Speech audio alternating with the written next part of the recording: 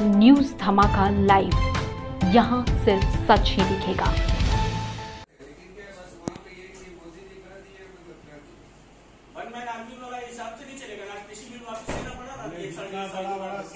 मामले को लेकर चल हम लोग डिस्पोजेबल मैन्युफैक्चरिंग यूनिट के निर्माता हैं।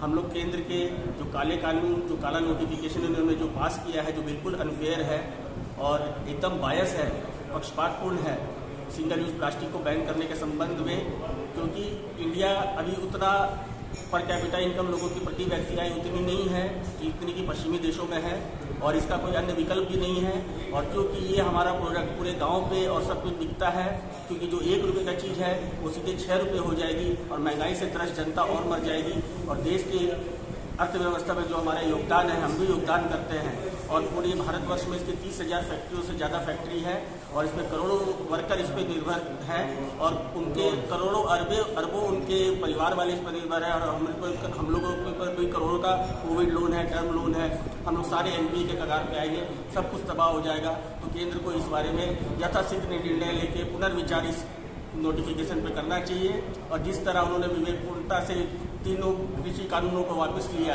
इस संबंध में कांग्रेस को इस संबंध में केंद्र को पहल करनी चाहिए।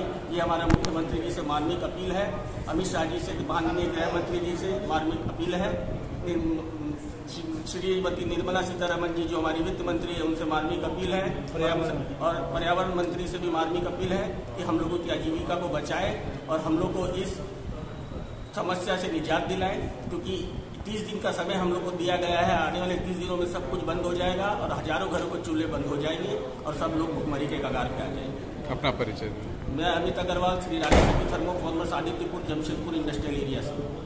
किस चीज़ का बैठक रखे हैं? जमशेदपुर में जो भी सिंगल प्लास्टिक यूज़ के मैन्युफैक्चरर्स हैं, वो सभी मैन्युफैक्चरर्स आज चैम्बर भवन में आए हैं और उन्होंने बताया है कि 1 जुलाई 2022 से उन सब फैक्ट्रीज को बंद करने का केंद्र सरकार का आदेश आया है। पर्यावरण के संदर्भ में डिस्ट्रीब्यूटेड उत्पादन और विक्रय दोनों को बंद करने का आदेश आया है। तो ये एक केंद्र सरकार का जो आदेश है, इसके आलोक में सभी मैन्युफैक्चरर्स और व्यापारी विचलित हैं, क्योंकि ये इतना बड़ा सेक्टर है, इसके साथ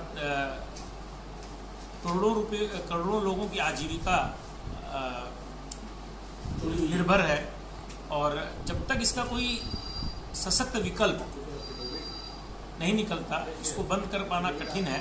हम लोग इनसे मामला समझ रहे हैं और केंद्र सरकार से ये आग्रह करेंगे कि इस मामले पर एक बड़े व्यापार रोजगार के को मद्देनजर रखते हुए, व्यापारी और उद्यमी वर्ग को मद्देनजर रखते हुए, और चूंकि ये भारत बहुआबादी वाला क्षेत्र है, जब तक इसका कोई सशक्त विकल्प नहीं निकलता तब तक आपूर्ति में भी बहुत बड़ी समस्या आ जाती है। अगर ये बंद भी कर देंगे तो इसके जो लोग आज इसको यूज कर रहे हैं उनके सामने भी एक बहुत बड़ा संकट उत्पन्न हो जाएगा कि क्या वो यूज करेंगे। तो इसको बंद करने के पहले तो एक सशक्त विकल्प केंद्र सरकार को प्रस्तावित करना चाहिए जो कि कॉमर्शियली वायबल हो। अब ऐसा नहीं कि आज कोई काम 2 रुपया पीस में चल रहा है और कोई ऐसा विकल्प कल को आ जाए कि 10 रुपया पीस का हो, क्योंकि आप भी ये समझते हैं और हम लोग सबको ही समझते हैं कि इसका जो यूज है वो मध्यम परिवार या निम्न आय के वर्ग का परिवार क्या इसकी खपत ज़्यादा है।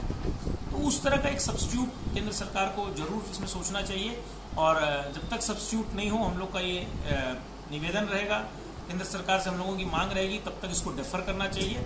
और इन द मीन टाइम देखिए, दूसरा इसमें एक और पहलू केंद्र सरकार को समझना चाहिए कि विगत 2 वर्षों से पूरा विश्व अनेक समस्याओं से जूझा है कोविड के कारण, और जो फैक्ट्रीज अभी आफ्टर कोविड रिहेबिलिटेट करने की स्थिति में है, एक पिकअप लेने की स्थिति में है, उसके बाद अगर अभी ये संकट भी इनके सामने आ जाएगा तो फिर तो वही स्थिति हो जाएगी कि वो करेले पे नीम चढ़ा वाला कहानी।